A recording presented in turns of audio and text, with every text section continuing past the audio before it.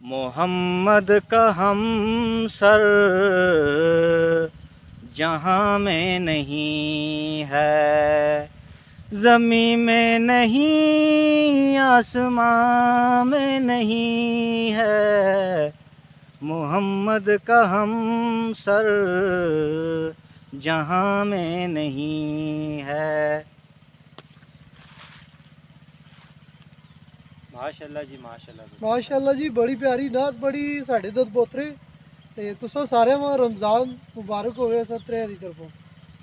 ते असी हुण तुसां से एक नवा प्रोग्राम कहन के आए हैं जिससे तुसां टैक्सटां दे बारे च हर किस्म की वीडियो भी मिलसी और मालूमात भी मिलसी।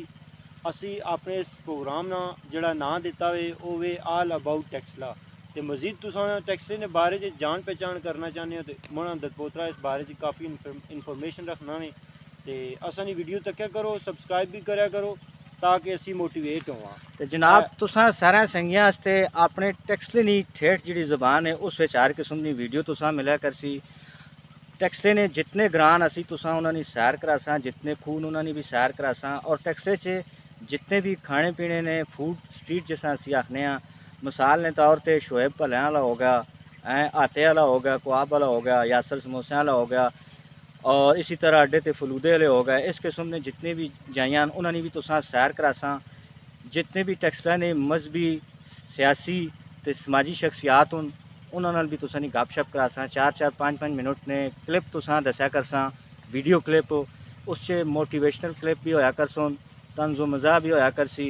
माशाअल्लाह तुसां पसंद आसी सारा असाना प्रोग्राम। तो तुसी ज़रूर साडा पेज लाइक करो, ऑल अबाउट टैक्सला। इस च तुसां टैक्सले दी भरपूर सकाफत मिलसी और सकाफत तो अलावा तुसां टैक्सले दी ज़बान की तरवीज होनी भी नज़र आसी। जज़ाकल्लाह। संगियो गर्मी बहुत तेज़ है तो रोज़ा भी थोड़ा जा लगे है, गर्मी आई है। चलो मुँह तो छांटी एक दो मार के ना मैं है।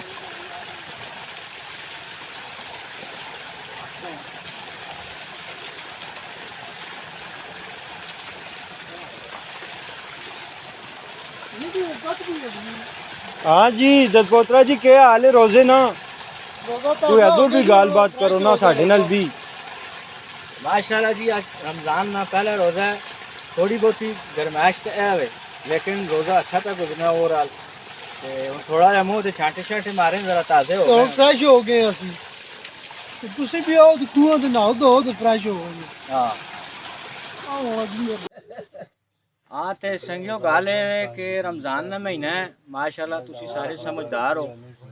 तो असी सारा लोड जड़ा घरें दी खवातीन उत्ते पा सटने आ। सारे काम सरगी उच्ची उठनियां ते अद्धी राती तक वो घरें ने काम करनियां रहनियां। कुछ थोड़ा जा असां भी ख्याल करना चाहिए कि असी उन्हें थोड़ी जी हेल्प कर छोड़ा करा कमें च। ए जबरान है ने बहुत खुदा है ना, सारा काम जनानी ते छोड़ के आ रहा है।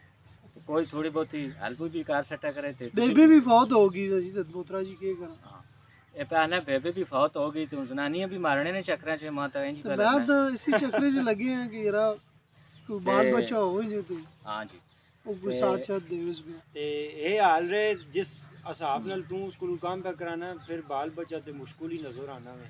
हाँ, थोड़ा जो सा भी रेस्ट मिलना चाहिए। संगियो आखने का मकसद यही है कि ऐसा माहौल अपनी चाहिए। साढ़े घर जड़ियाँ धियाँ होनियां, भैनां होनियां, साढ़े वलदैन विच साड़ी बेबे होनी, कोई भी होना है तो सारा लोड असी उन्होंने पा सकने। सुबह सरगी उठनियां, सारे काम करनियां, ध्याड़ी ने भी सारे काम करनियां। असी जनाब मन नमाशा आने ते आने कदे ये असां शरबत बड़ा तो मिल्क शेक बड़ा तो फलाना बड़ा। आप जनाब मान टंगा लम्बियां कार के टीवी अगे कदे बह रहने कदे फिरने डुरने रहने ना भी करो। तो रमज़ान का महीना में उन्होंने भी रोजे होने तो थोड़ा जा उन्होंने भी जड़ा ने जी रेस्ट मिलना चाहिए। बिल्कुल उन्होंने भी थोड़ा ये बंदे जेड़े दसने पैने ने इन्हां दी शादी कोई नहीं होई, ये तां तुसां फसाने ने चक्करां च यारा जनानियां बेइज्जत करो तुसां। ते कई बंदे बिच जे भी जेड़े जनानियां छोड़ के आप बाहर चले गए, जनानियां इत्थे छोड़ के ते आप बाहर चले गए। सुनो अज इस उन्हां भी चाहिए अपनियां जनानियां थोड़ा जिहा टाइम देओ, उन्हां समझाओ। खूह ते इत्थे असी बैठे हैं, असें पश्तून भी सारे संगी बैठे हैं, इकबाल बैठा है, दुआ संगी भी बैठा है।